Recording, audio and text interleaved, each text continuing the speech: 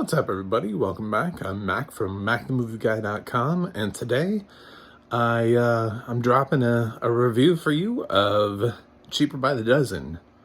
Which Cheaper by the Dozen, though? Which Cheaper by the Dozen is he reviewing? Well, of course, it's the new one with Gabrielle Union and Zach Braff. We have far too many Cheaper by the Dozens now. So thanks Disney Plus for remaking another remake, and now we have more Cheaper by the Dozens. And yeah, so for those of you new to my channel, I'm a blind film critic, so my perspective is going to be unique and different because I can't see, which is why I'm not staring directly at the camera. It's not just because I'm trying to be weird. It's I don't know where that little camera lens is, but I use my phone, so it's a good point of reference. And I'm going to talk about a little thing called audio description. If you don't know what that is, you're about to find out. So let's go on this journey together, because the Bakers, they got a lot of kids and they're going to need our help. So this version of Cheaper by the Dozen is a straight to Disney Plus reimagining of the source material. And I do say reimagining, and I mean it.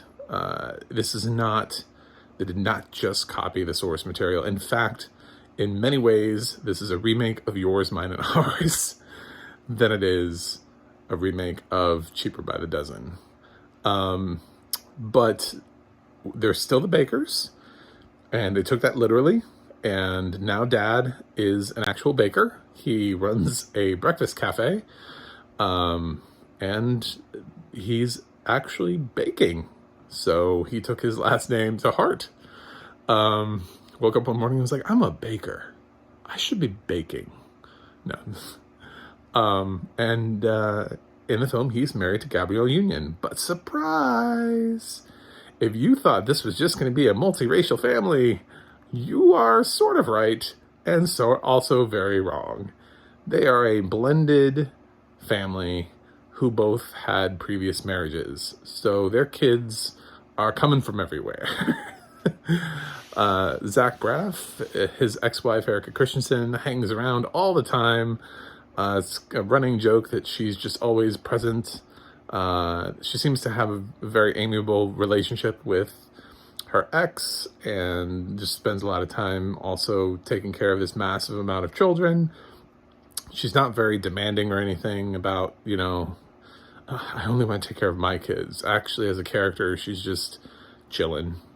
It's very, very laid back, sort of always around character. But yeah, she's just chilling. Then there's the other dad, Gabrielle Union's football player husband, who, when he got drafted into the NFL and started becoming busier and busier, he had less and less time for her and the kids, so they got a divorce. And now that he's out of the NFL, he wants to reconnect with his kids, so he's in the film and hovering around a little bit too, but not nearly as much as the other. So it's like this massive co-parenting situation. They don't actually have 12 kids. Cheaper by the Dozen has taken that literally before and given us 12 kids. But this film includes, we get to a dozen, I think, it's really weird how we get to a dozen, because I think they're including the pets and the parents at one point, but then they inherit a cousin. So I don't know, did they drop one of the pets? I don't know how we got to a dozen, but I believe they have 8 kids and that's it. And then they have 2 dogs and themselves. So, but a dog and another pet, with weird names, that very related to Barack Obama.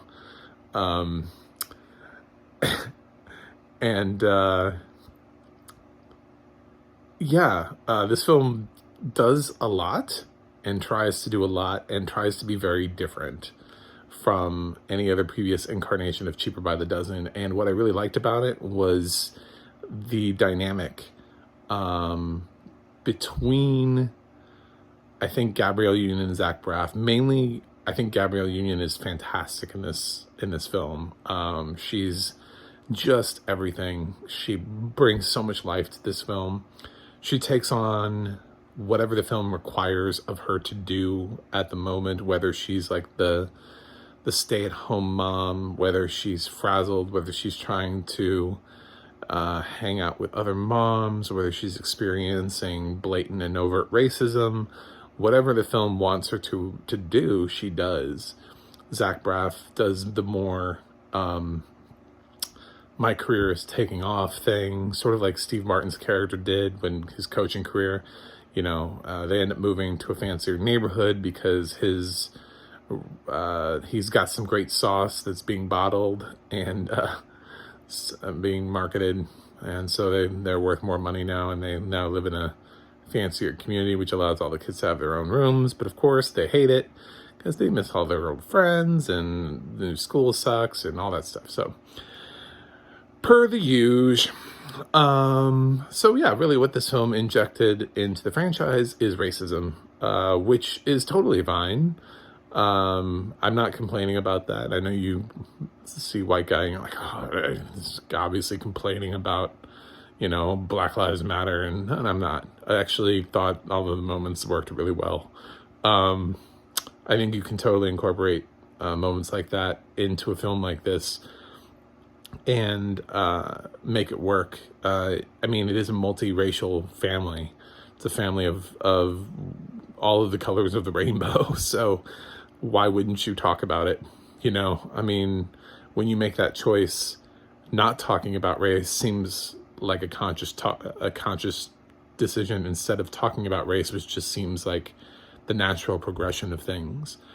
So there's a really great scene that seems almost like a throwaway moment, but it really hit hard when two of the kids are playing with guns inside the house, and they're about to leave the house with them, and Union stops them and says, you know, no, those are for inside the house only, and not to play with those outside.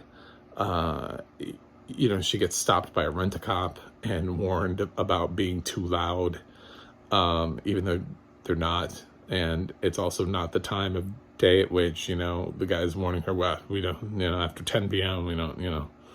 It's like, okay, well, it's not 10 p.m., so screw yourself, you know. Do you greet everybody this way? And she gets, you know, people assume she's the nanny, and then they assume that the kids are adopted.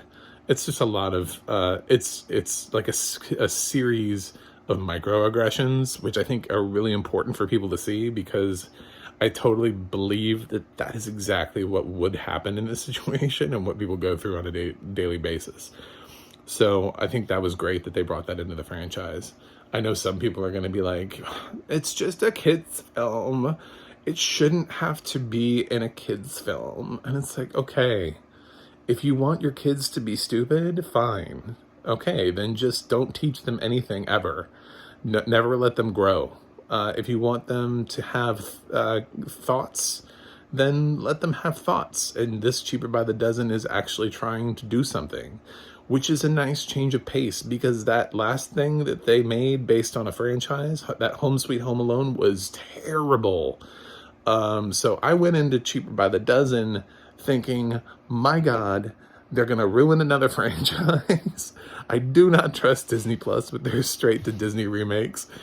I'm scared for Hocus Pocus too. Like, Home Sweet Home Alone just totally changed the game for me on what I think Disney Plus is trying to do. But anyway, Gabrielle Union, fantastic. I love what they're bringing to the film. As far as the audio description in the film, I think one of the film's weakest points is also because of the audio description for me. I had a really hard time tracking these children. I could see the last time around, so I saw the Steve Martin, both the 1 and 2, and in those films, even from what I remember, they gave a lot of focus onto the kids, and we knew more about their personalities, and I could literally differentiate a lot more of them. Plus, they were doing that because they were trying to help launch the stars. They actually picked some hot stars. I don't know who any of these kids are, but they're not Hilary Duff coming hot off of Lizzie McGuire. They're not Tom Welling on Smallville. They're not Piper Perabo. So they had bigger name child actors at the time. Plus, they also gave some nice story moments, like to the one kid with the frog, and Alison Stoner's character was different than others. So I could like differentiate those kids. Here, there were kids that I felt like were getting lost all the time. Like I didn't know who they were. There was a kid named Harley. I could not tell you anything about Harley. I just know that they have a child named Harley. That's it. I know nothing about Harley. Could not tell you anything about the personality. So, there's their older kids seem to be Deja and Ella. Deja is well developed and given a backstory and a storyline. She's like a basketball player, and we learn a lot about her. And Ella is wants to be a social media influencer and given nothing to do. So she's hard to grasp onto as a character too, and hard to follow. And it's just when they're talking, sometimes it's hard to follow which child is talking, which child is in the room, which child they're talking to. It can be a little bit chaotic. And I feel like the audio description maybe could have helped a little bit more in that way. There are scenes where it feels like it's very hands off and like a lot is happening with the kids, a little bit of chaos, and the audio description doesn't necessarily help us navigate the chaos as well as it could have. So I don't necessarily know what all of the kids were doing at all the times like a visual audience would. I was less connected to the kids because of that. So, but I love the adult cast and a lot of what they brought to it. So in general, I would say I was pleasantly surprised by a film that I thought was going to be just like another Home Sweet Home Alone and just a travesty upon travesties. They made a very interesting choice at the end to go ahead and give us those Where Are They Nows, which means unlike the Steve Martin franchise, I guess we're not getting a sequel, because you don't do a Where Are They Now if you're planning the possibility of seeing these characters again. So I guess they're not planning on doing another Cheaper by the Dozen and sending them off to, cabin in the woods. Okay. And, so I would say, if you want something to watch with your family, then watch this new Cheaper by the Dozen. It's cute. It's not it's not like a Disney Channel movie that's like clearly made for little kids. There are a lot of more grown-up moments. This could have been released into theaters if we weren't like putting everything on streaming. It's solid enough to happen that way. It's not necessarily, it doesn't feel like a straight to anything movie. It's just another adaptation of the material. So I'm going to go ahead and give the 2022 remake of Cheaper by the Dozen a B-. Yeah, I was pleasantly surprised. Love Gabrielle Union. If I had to pick one person out of the cast, it would be Gabrielle Union. I thought she was great. So go ahead and check this out. Audio description was okay. It just needed a little bit of help with kids. So you can check out more of me. Don't forget to like and subscribe, and head over to macthemovieguy.com where you can see more of my reviews. And if you're planning your movie night, or you want to know, what TV shows and stuff are out there, audio described and where they are, you can head over to the Audio Description Project and figure out, see maybe what other versions of Cheaper by the Dozen are audio described, and you can plan like a double or triple feature night and just get so much cheaper by so many dozens. All right. So, until next time, don't repopulate the universe with 12 kids. Or do. Repopulate them with 20. I don't care. But make a movie about it. So, peace out.